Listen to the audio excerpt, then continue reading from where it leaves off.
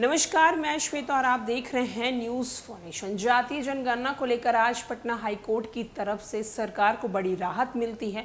जहां एक तरफ सरकार ने जातीय जनगणना पर रोक जो है वो हटा दी है, वहीं दूसरी तरफ इस फैसले के आने के बाद बिहार के deputy CM Tejashwi Yadav tweet करके विपक्ष यानी भाजपा पे निशाना साधते हैं। तो वहीं दूसरी तरफ जदयू के राष्ट्रीय अध्यक्ष ललन सिंह ने भी ट्वीट किया है और ट्वीट करके भाजपा पे निशाना साधा है। जातीय गणना कराने के बिहार सरकार के निर्णय पर पटना हाई कोर्ट से मंजूरी मिलने के बाद जदयू और राजद के केंद्र की मोदी सरकार पर निशाना साधा है। उप मुख्यमंत्री तेजस्वी यादव ने मंगलवार को हाईकोर्ट के फैसले का स्वागत करते हुए कहा कि हमारी सरकार के जाति आधारित सर्वे में प्राथमिकी विश्वसनीय और वैज्ञानिक आंकड़े प्राप्त होंगे। इससे अति पिछड़े और सभी वर्गों के गरीबों को सर्वाधिक लाभ प्राप्त होगा। जातीय गणना आर्थिक न्याय की दिशा में बहुत बड़ा क्रांतिकारी कदम होगा। उन्होंने कहा है कि हमारी मांग है कि केंद्र सरकार जातीय गणना करवाए। उन्होंने पीएम मोदी पर कटाक्ष करते हुए कहा है कि ओबीसी प्रधानमंत्री होने का झूठा दम भरने वाले देश की बहुसंख्यक पिछड़ी और गरीबी आबादी की जातीय गणना क्यों नहीं कराना चाहते हैं। वहीं जदयू के राष्ट्रीय अध्यक्ष ललन सिंह ने भी जातीय गणना के बहाने केंद्र सरकार को आड़े हाथों लिया है। उन्होंने कहा है कि जातीय गणना के विरुद्ध माननीय उच्च न्यायालय ने याचिका खारिज कर दी है, उसका स्वागत है। भारतीय जनता पार्टी द्वारा जातीय गणना रोकने का षड्यंत्र विफल हुआ है। जातीय गणना का रास्ता प्रशस्त हुआ है। वहीं जातीय गणना राज्य के हित में है, ये पूरे देश में होना चाहिए।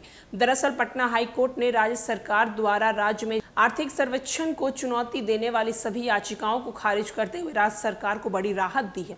चीफ जस्टिस के वी चंद्रन की खंडपीठ में इस संबंध दायर याचिकाओं पर 3 जुलाई 2023 से 5 दिनों की लंबी सुनवाई पूरी कर निर्णय सुरक्षित रखा है।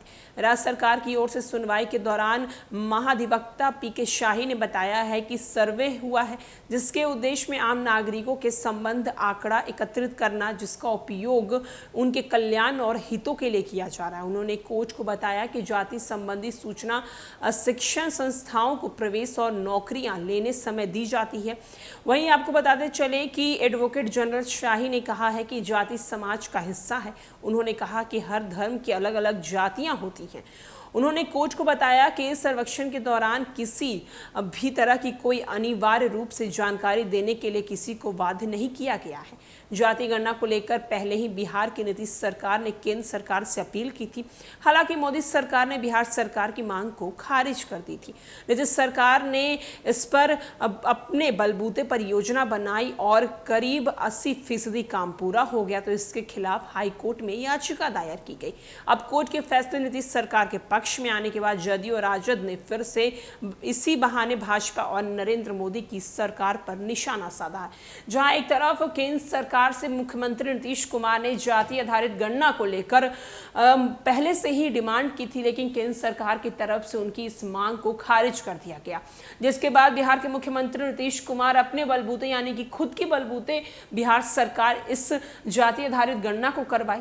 जहां एक तरफ विपक्ष की तरफ से इसकी याचिका दायर करवाई गई थी, इसके खिलाफ पटना हाई कोर्ट में याचिका दी गई थी, तो अब उसी याचिका को पटना हाई कोर्ट की तरफ से खारिज कर दिया गया है और सरकार के हित में फैसला आया है, जिसको लेकर बिहार के डिप्टी सीएम ने तो ट्वीट किया ही था और अब जदयू के राष्ट्रीय अध्यक्ष ललन सिंह भी ट्वीट किया है। फिलहाल इस खबर में इतना ही। अनेक अपडेट्स देखते रहे न्यूज़ फॉर्मेशन।